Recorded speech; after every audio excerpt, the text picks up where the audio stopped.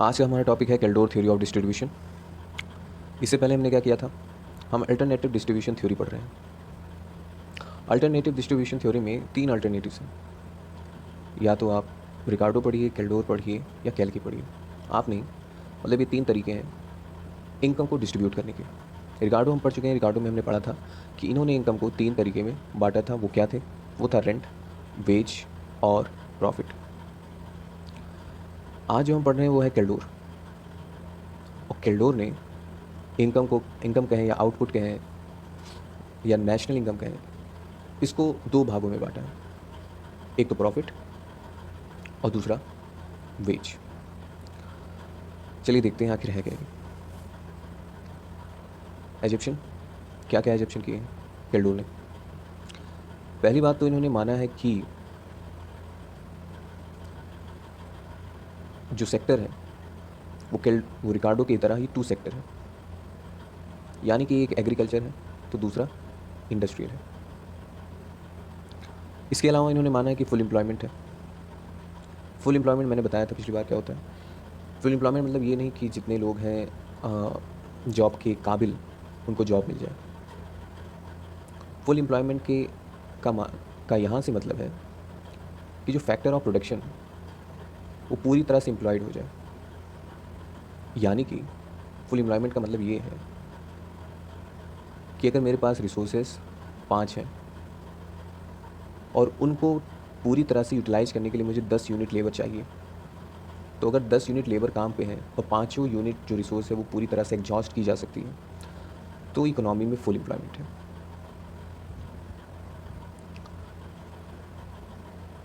और ऐसी सिचुएशन में क्या होता है कि जो आउटपुट होता है वो गिवन होता है। आउटपुट यानी कि इनकम। इनकम यानी कि राष्ट्रीय आय। और इसी को हमको डिस्ट्रीब्यूट करना है कि किधर कहाँ लगाना है। इन्होंने सबसे इंपॉर्टेंट ये है जो इनका मॉडल ये बार बार ऐसे घूमेगा, इसमें माना गया है कि MPS प्रॉफिट का, इसी पे पूरा बेस इनका मॉडल, ये marginal proportional to save of wages से ज़्यादा है। यानी क्या समझ पा रहे हैं आप? ये वही है, ये वो भाग है प्रॉफिट का जिसको सेव किया जा रहा है, और ये वो भाग है प्रॉफिट का नहीं, सॉरी, ये वेज का वो भाग है जिसको सेव किया जा रहा है। और केल्डोर के हिसाब से जो मार्जिनल प्रोपोर्शनल सेव है प्रॉफिट की, वो ज़्यादा होगी इन कंपेरिजन टू वेज।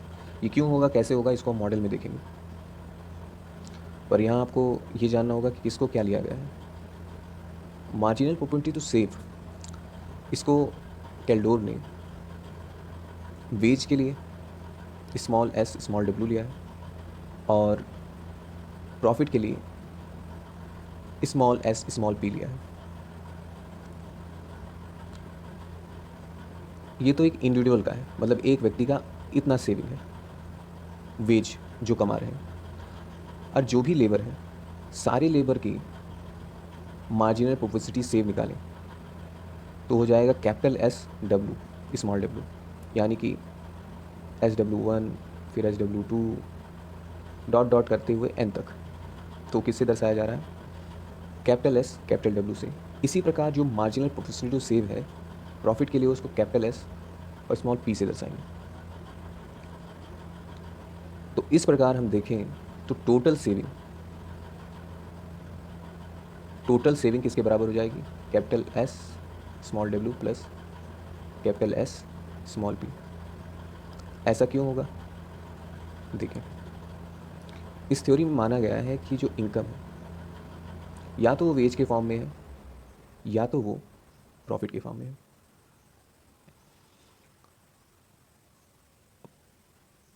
जो वेज से लेबर अपने लिए बचा लेता है वो कैपिटल S कैपिटल W है पूरी इकोनॉमी में, और जो प्रॉफिट से कैपिटलिस्ट बचा लेता है वो SP है।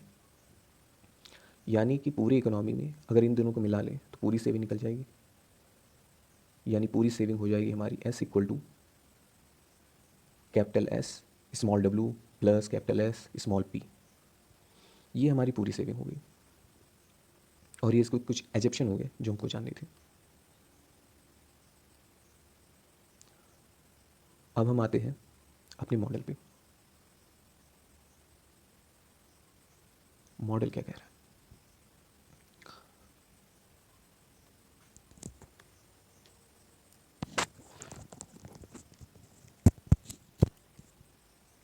अब हम स्टार्ट करते हैं मॉडल के बारे में। तो शुरुआत में हमने बात की थी कि जो इनकम है वो दो भागों में विभाजित है, एक तो वेज में और दूसरा प्रॉफिट में। और कैल्डोर ने जो एजेप्शन किए हैं उसमें माना है कि जो इकोनॉमी है वो फुल एम्प्लॉयमेंट में है। फुल एम्प्लॉयमेंट की कंडीशन एक होती है। फुल एम्प्लॉयमेंट का कहना है कि जितनी सेविंग होती है वो सारी सेविंग इन्वेस्टमेंट में चली जाती है, यानी कि कोई लीकेज नहीं है। Leakage does not exist in full employment, जो सेविंग के द्वारा हो जाता है। यहाँ पे फुल एम्प्लॉयमेंट की सिचुएशन में जो भी सेविंग होगी वो इन्वेस्टमेंट में चली जाएगी, यानी सेविंग इन्वेस्टमेंट के बराबर होगा। इसको आप एक दूसरी तरीके से समझ सकते हैं। फुल एम्प्लॉयमेंट में सिचुएशन ये होती है कि जो भी इनकम हुई है कंजप्शन और सेविंग के द्वारा, वो इनकम कंजप्शन और इन्वेस्टमेंट के बराबर होगी। तो अगर इन दोनों इक्वेशन को देखें हम और एक दूसरे को सब्ट्रैक्ट कर दें तो भी हमारे पास यही वैल्यू आएगी कि एस आई के बराबर होता है। तो फुल एम्प्लॉयमेंट की ये जनरल सिचुएशन है कि इन सेविंग इन्वेस्टमेंट के बराबर होगा, तभी इकोनॉमी में फुल एम्प्लॉयमेंट होगा। अब एस आई के बराबर हो गया, फुल एम्प्लॉयमेंट की सिचुएशन होगी। अब बढ़ते हैं आगे अपनी टॉपिक पे। एस जो है, सेविंग जो है, वो मैंने बताया कि कैपिटल एस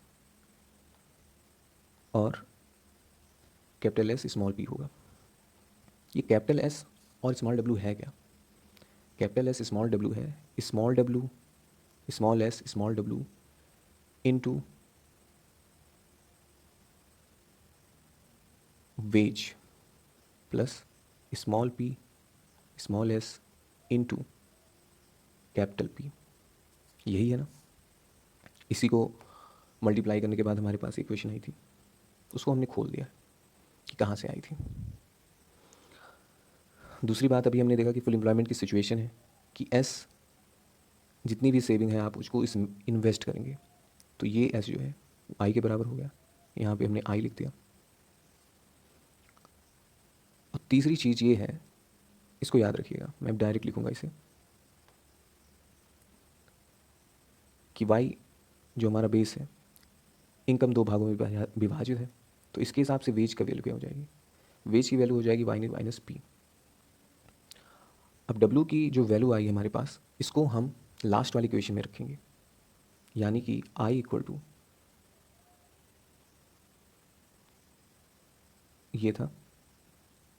अब यहाँ पे डब्ल्यू है, इसकी जगह पे हम डब्ल्यू की ड्राइव्ड वैल्यू रखेंगे। उससे आएगा क्या?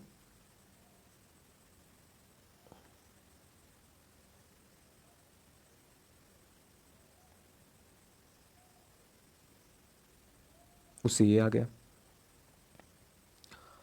अब ये जो इक्वेशन हमारे सामने आया है, इस पूरे इक्वेशन को हम डिवाइड कर देंगे। किससे? आउटपुट से, इनकम से पूरी तरह डिवाइड कर देंगे। तो क्या हो जाएगा? इसके नीचे वाई आ जाएगा, इन पूरे के नीचे वाई आ जाएगा। आगे चलते हैं। तो हमने लास्ट बार देखा था कि investment upon output equal to S W upon Y into Y minus P plus S P into P upon Y. अब इस वेक्टर इसको हम सॉल्व करेंगे पहले। ये क्या हो जाएगा? Y upon Y into S W minus P upon Y into S W. यहाँ वाई से वाई कैंसिल हो गया, तो इसको सॉल्व करने पे क्या उत्तर आया, small S W minus P by Y into S W. अब इसको हम डायरेक्टली इक्वेशन में रख देंगे, तो यहाँ पे क्या हो जाएगा, S W minus P by Y S W plus S P P by Y. अब हम क्या करेंगे, तो अब जो हमें करना है कि इन दोनों को साथ में ले लेना। साथ में लेने का मतलब क्या हुआ, आगे बढ़कर क्या होगा, इसमें क्या उत्तर आएगा, यहाँ देखिए, तो आई बाई वाई है ही, ये किसके बराबर हो जाएगा, लगभग इन दोनों में पी बाई वाई कॉमन है, पी बाई वाई हमने कॉमन ले लिया, पी बाई वाई कॉमन लेते ही small S P minus small S W हो गया प्लस एस डब्ल्यू, ये हमारे पास उत्तर है। अब यहाँ से आगे बढ़ेंगे,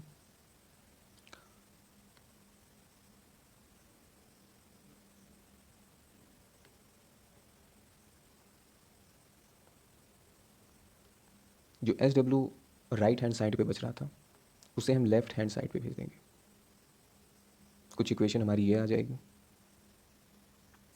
आ जाएगी। ये इक्वेशन आने के बाद हमें क्या करना है, पी बाई वाई को लेफ्ट हैंड साइड पे छोड़ देना है और इसको राइट हैंड साइड पे भेज देना है। देखते हैं क्या आएगा उसके बाद उत्तर। तो यहाँ पे जो हमको निकालना था वो आ चुका है।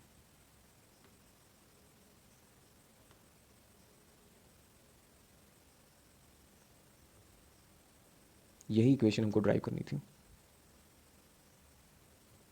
प्रॉफिट अपॉन आउटपुट की वैल्यू क्या होगी, किस इक्वेशन से निकलेगा, यही हमको इस मॉडल में ड्राइव करना था और उसको हम ड्राइव कर चुके हैं।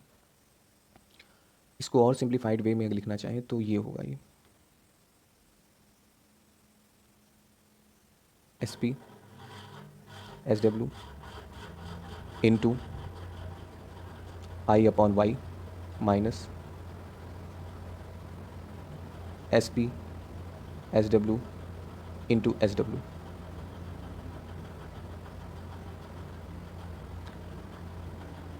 मैंने ऐसा क्यों कहा ये अभी मैं आगे चल के बताऊँगा, या फिर बता देता हूँ इसको। ये जो मैंने लिखा है 1/1/,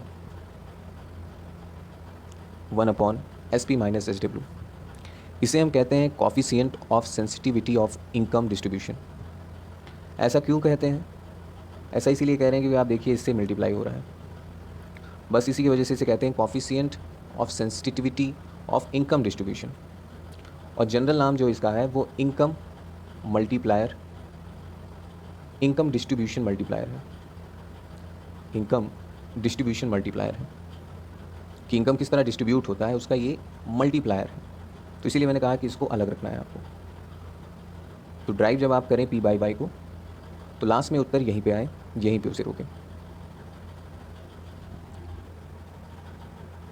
तो कुछ जो इंपॉर्टेंट बातें हैं वो आप ध्यान में रखिएगा कि ये जो मॉडल है कैल्डोर का, ये तभी काम करेगा जब जो एस पी है वो एस डब्ल्यू से ज़्यादा हो, यानी कि marginal propensity to save, capitalist का marginal propensity to save labour से ज़्यादा हो।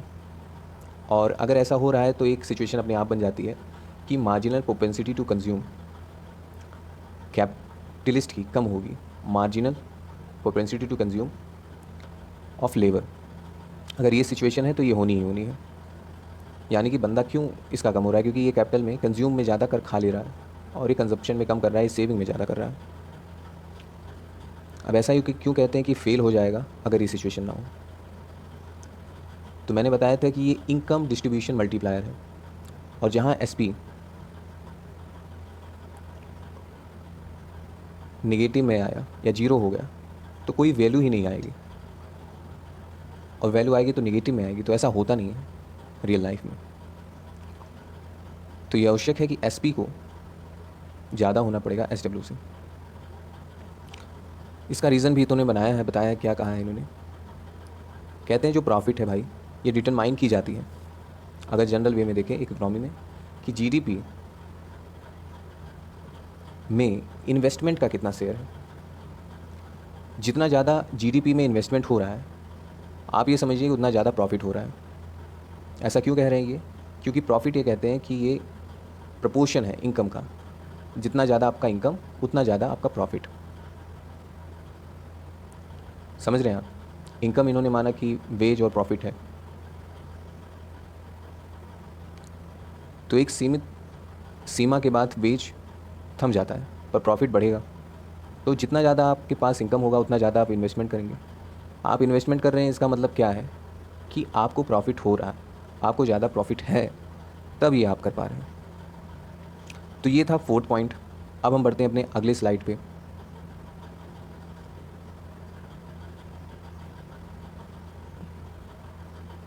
अगला स्लाइड यही है।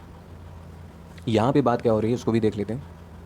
यहाँ पे बात की जा रही है कि अब इन दोनों पॉइंट में बात किया है कि अगर एसपी जो है छोटा हो जाए एसडब्ल्यू से, तो वैसी सिचुएशन में क्या स्थिति बनेगी।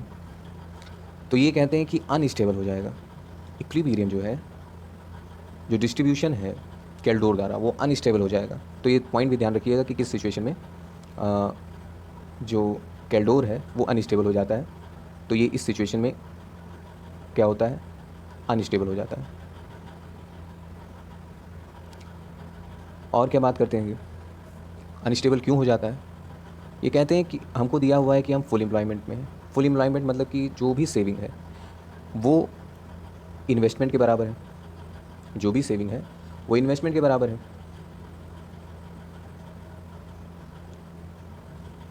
फुल एम्प्लॉयमेंट का मतलब यही होता है।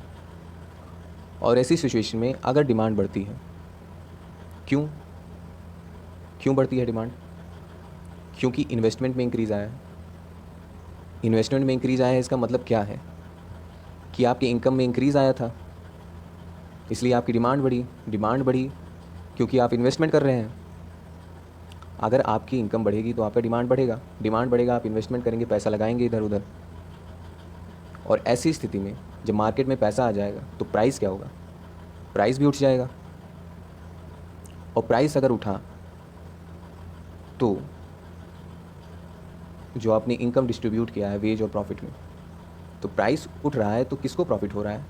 उन लोगों को जिनको वेज मिल रहा है कि उन लोगों को जिनको प्रॉफिट मिल रहा है? जाहिर सी बात है, जिन लोगों को प्रॉफिट मिल रहा है उनको फ़ायदा होगा। आपने प्रोडक्शन बढ़ा दिया क्योंकि आपका ज़्यादा पैसा लगा, इसलिए आपने प्राइस भी बढ़ा दिया। वेज आप उतना ही रख रहे हैं, तो किसको फ़ायदा हुआ? डायरेक्टली इनडायरेक्टली कैपिटलिस्ट को फ़ायदा हुआ, क्योंकि उसका प्रॉफिट बढ़ा। और जो आपने इस बंदे को वेच दिया था वो वस्तुओं को खरीदने में लग गया, और जो वो खरीद रहा है उसका पैसा बढ़ा हुआ है, तो पुनः जो आप वेज भी दे रहे हो उसके वेज में भी कटौती आ रही है। जो सेविंग है एसडब्ल्यू, ये भी कम हो रहा है, और जो एसपी है वो बढ़ रहा है। इतना समझ में आया? अब ऐसा हो रहा है, ये तो मैंने समझा दिया, पर यहाँ पे क्योंकि किनीशियन को मानते थे कैल्डोर, किनीशियन के वेज की जो थ्योरी है उस पर पूरा इनका बेस्ड है, तो इस स्थिति को भी अगर फॉलो करें तो यही सिचुएशन आएगी कि प्रॉफिट क्या होगा, बढ़ेगा, और वेज की जो प्राइस है वो घटेगी, जो उसकी सेविंग पावर है वो भी घटेगी, और जो कैपिटलिस्ट की सेविंग पावर है वो बढ़ेगी। तो यहाँ से क्लियर हो गया, अगर हमने मान भी लिया था कि एस पी एस डब्ल्यू से छोटा है, फिर भी हम इसी स्थिति में आए कि जो सेविंग हो रही है कैपिटलिस्ट के द्वारा वो ज़्यादा है, जो सेविंग वर्कर कर रहा है। अब इस पे आते हैं, लास्ट पॉइंट शायद 5वें में ही है, इसको भी देख लेते हैं और अच्छे से। यहाँ पे क्या बात कर रहे हैं, अगर ऐसी सिचुएशन आ जाए कि कैपिटलिस्ट सेव करने लगा है और ये खाना खाने लगे हैं, यानी कि सेविंग बढ़ रही है, कैपिटलिस्ट की सेविंग ज़्यादा होगी। अगर सेविंग ज़्यादा हुई, अगर कैपिटलिस्ट खुश है तो वो प्राइस नहीं बढ़ाएगा ना घटाएगा, तो प्राइस क्या हो जाएगा, स्टेबल हो जाएगा। इस सिचुएशन में क्या हो रहा था कि कैपिटलिस्ट की सेविंग नहीं बढ़ रही थी, उसको प्रॉफिट नहीं मिल रहा था, और जब उसको नहीं मिल रहा था तो कुछ ना कुछ हेर फेर करता है। इसी के चक्कर में सारा मामला पलट जाता है और पुनः इस सिचुएशन में वो आ जाता है कि उसका प्रॉफिट फिर बढ़ गया और वेज जो है घट गई। अब हम दूसरी सिचुएशन को देख रहे थे जहाँ पे हमने ये माना कि एसपी ज़्यादा है एसडब्ल्यू से। इसमें क्या है कि सेविंग ज़्यादा हो रही है, सेविंग ज़्यादा हो रही है तो प्राइस स्टेबल है, उसको कोई दिक्कत नहीं हो रही है उस दाम पे बेचने में। अब ऐसी सिचुएशन में क्या होगा, डिमांड में कमी आएगी। मतलब आप प्रोडक्शन भी किए जा रहे हैं, प्राइस को स्टेबल किए हुए हैं, जब सप्लाई पूरी तरह से है और आप संतुष्ट हैं अपने उसके प्राइस से, पर मार्केट में ज़्यादा सप्लाई हो गई है तो डिमांड क्या होगा, घटेगा। डिमांड घटेगा तो प्राइस क्या होगा, और घटेगा। इससे क्या होगा, जो कंजप्शन है वो बढ़ेगा, यानी कि marginal propensity to consume of workers will increase और marginal propensity to consume of capitalist will decrease. ये सेविंग पे ज़्यादा फोकस करते हैं कैपिटलिस्ट वाले। अब ये सिचुएशन हो गई, तो यहाँ से आपको क्लियर हो रहा होगा कि ये काफ़ी आवश्यक है कि एसपी जो है वो एसडब्ल्यू से ज़्यादा है। हालांकि ये एजप्शन भी है, हम यहाँ पे यही डिस्कस कर रहे हैं कि कैल्डोर ने ऐसा क्यों कहा, वो ऐसा क्यों कहते हैं कि एसपी को एसडब्ल्यू से ज़्यादा होना चाहिए। तो ये मानते हैं ये कंडीशन है सिस्टम को इक्विलिब्रियम में रखने के लिए, इसके बिना सिस्टम इक्विलिब्रियम में नहीं रहेगा। तो बेसिकली ये सिचुएशन किन दो चीज़ों को सिक्योर कर रही हैं, एक तो प्रॉफिट को बढ़ाना, दूसरा स्टेबिलिटी। हमने देखा था कि किस सिचुएशन में अनस्टेबल हो जाता है, अनस्टेबल तब होगा जब ये बड़ा हो जाएगा, तब प्रोड्यूसर कैपिटलिस्ट लगेगा किसी तरह से मैं अपना प्रॉफिट फिर से पा सकूं। अब हम बात करेंगे किस चीज़ की, कॉलरी की। कुछ स्पेशल सिचुएशन होते हैं उनको कॉलरी कह दिया जाता है।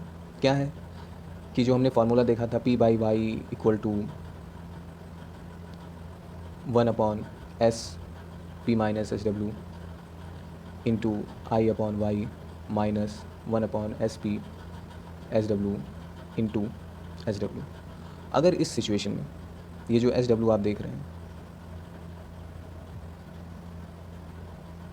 इसकी वैल्यू 0 हो जाए तो P बाई वाई की वैल्यू क्या होगी।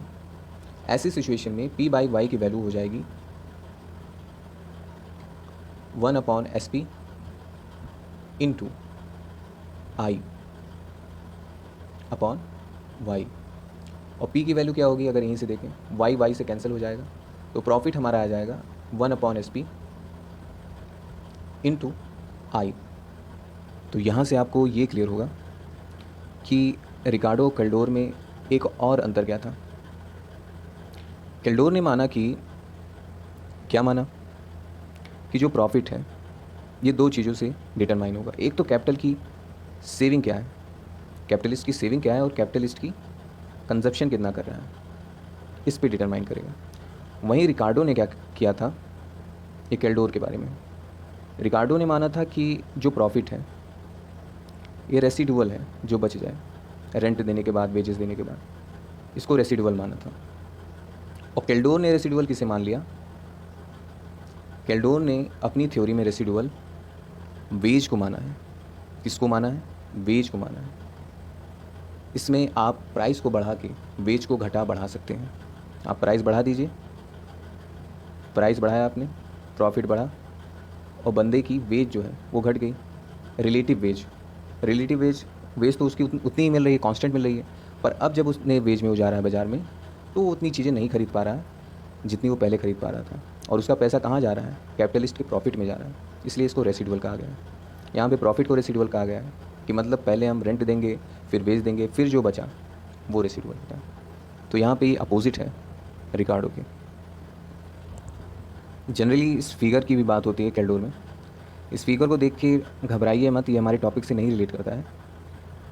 हमने जो पढ़ा था वो डिस्ट्रीब्यूशन के बारे में पढ़ा। डिस्ट्रीब्यूशन बेसिकली इनकम का डिस्ट्रीब्यूशन था कि इनकम वेज और प्रॉफिट में डिवाइड हो रही है। ये जो फिगर आप देख रहे हैं ये मैक्रो से रिलेटेड है, या फिर आप कहें कि ग्रोथ और डेवलपमेंट से रिलेटेड है। तो बेसिकली मैक्रो का टॉपिक है, पर इसको हम देख लेते हैं क्योंकि जान लेंगे तो कुछ चला नहीं जाएगा।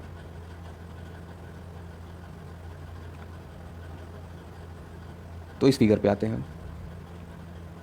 ये जो वर्टिकल लाइन गई है इस पे I/Y और S/Y, यानी सेविंग, इनकम का कितना भाग सेविंग पे जा रहा है और इनकम का कितना भाग इन्वेस्टमेंट पे जा रहा है, इस बात को ये दर्शा रहा है।